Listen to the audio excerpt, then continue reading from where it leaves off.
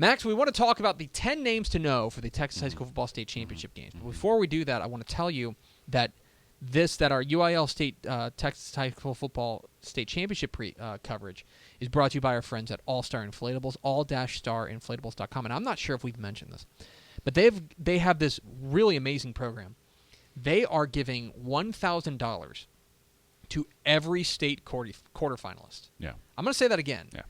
Every state quarterfinalist. They're giving $1,000 to each of them. That's $176,000, which combined with the $24,000 they've already given away, that means they're going to give away $200,000 to Texas High School football booster clubs and football programs across the state. Go get a new tunnel as part of their golden ticket promotion. Yeah, and they're awesome tunnels. Their program, it's really amazing. All-Star Inflatables, all-starinflatables.com. Our friends there sponsoring the UIL Texas High School Football State Championship coverage at texasfootball.com. Our thanks to them. The 10 people that you need to know for the Texas High School Football State Championship. This is interesting. You came up with this list. Yeah, I did. Now, these are not, I feel like in general, these are not the star names everyone already knows. Let me put it this way. I'm not going to mention Sean Robinson on this list. Right. I'm not going to mention Rashad Paul on this list. I'm not going to mention Jeremiah Crawford. Yeah. Xavier Martin. Right. I'm not going to mention Eric Schmid on this list. These are because my thought is you already know those guys. Right. You know those names. Here are 10 names you may not know that you need to know to truly understand the Texas High School Football State Championship games. Let's start. Abilene Wylie defensive lineman Dion Noble. Yeah. And let me tell you, in the 4A ranks, for my money, there is not a finer defensive lineman in the state. Mm-hmm. This guy is a monster up front. He's been starting forever for them. Yeah, I mean, I think he's in his 19th year at Abilene Wylie.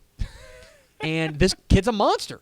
And it's not just, like, first of all, he's got great size for any level, okay? He's got great size for any level. He could go and, if he were to play at 6A, you'd be like, that's a big kid. Yeah. But he's doing it at the 4A level. He is a monster up front. Monster up front. And he's going to have, I think, a big impact on this game with Carthage, the 4A Division I title game. Yeah. So that's my first name to know. Second name to know. We talk a lot about the Woodlands quarterback, right? Eric Schmid, how great he is. Right. Well, he's got 3 or 4 wide receivers who are really good. For me, the guy to watch is Dylan Casey. He had a huge game last week in their win over Allen. I think he's due for another big game, and we've talked about this. We've talked about how Lake Travis, for as good as that defense has been, I don't know if they've faced a team that can stretch them vertically. Yeah. The way that the Woodlands is going to stretch them vertically. So I think Dylan Casey's a deep threat, and he's a guy who can come in. He could come up aces for the Woodlands in their 6A Division I title game against Lake Travis. Dylan Casey, a name to know. Let's go to Cal Allen. He's kind of defensive end linebacker, outside linebacker. General wrecking ball. Lawrence Mann for Cal Allen. And the strength of this Cal Allen team is, in my view, defensively. That's where they really star. That's where they really shine. And I think Mann is the name to know. Him and Brendan Broughton are the two guys. But I think Mann is the guy that, going up against Aledo, and they want to pass the ball. They do want to at least have a good balance of pass and run. He can wreck shop. If he's able to get the edge and able to get in Dylan Davis's face, I think that Lawrence Mann from Cal Allen could be a huge factor in the 5A Division II state championship game. Back down to 4A. 2A players in the smaller school ranks are not rare, but it's rare for them to be as productive as Jacoby Hunt at Sweetwater. Running back and linebacker, you're going to hear a lot about Chris Thompson, the Sweetwater quarterback, and he's fantastic.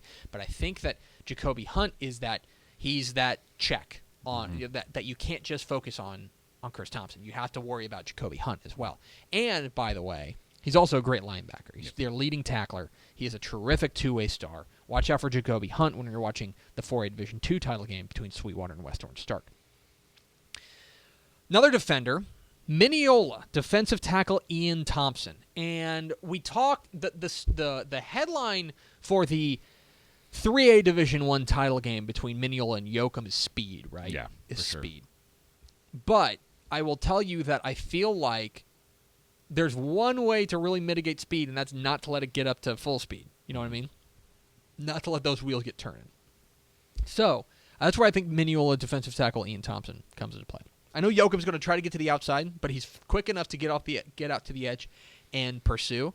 I will also tell you that I think that he could really mess up any of the Yoakum passing attacks in this. So I think that Ian Thompson at Mineola is a player to watch. Let's go up to Texoma. Running back Colson Stovall from Gunter.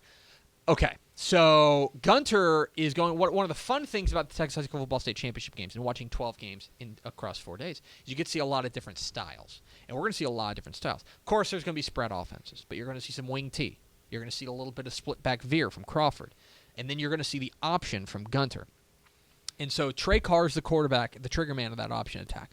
But I want to watch out for Colson Stovall, the running back for Gunter. If he gets loose and he gets out in space, that means that the option is working to perfection. And if the option's working to perfection, then Gunter is rolling. That's the key for, in my view, the key for bowling is making Trey Carr keep it. Mm-hmm. Because Trey Carr is a good enough quarterback that he knows that if he's going to pitch it out to Colson Stovall, that means Colson Stovall's got a crease. Right. So watch out for this. Now, let's move back up to 6A. 6A Okay. Division II.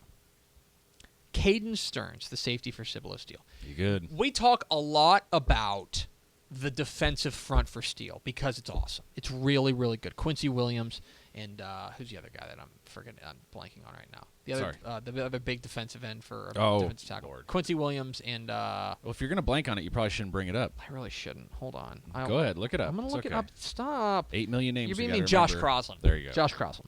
We talk about the defensive front, but I'll tell you that this secondary flies. This secondary is really, really good, and Caden Stearns is the X factor here. He's an LSU commit. He is the brother of Oklahoma State safety Jordan Stearns, and there are folks down there in Cibolo who think that he may be better than Jordan, which is certainly saying something. So far. He's been really good, and he's the heartbeat of that secondary for Cibolo Steel. Ira Ann running back Kyle O'Bannon. There's a lot of running threats for Ira Ann. Okay, quarterback Clayton Kent can run. Running back Dario Lozoya is probably the guy the go-to guy. Right.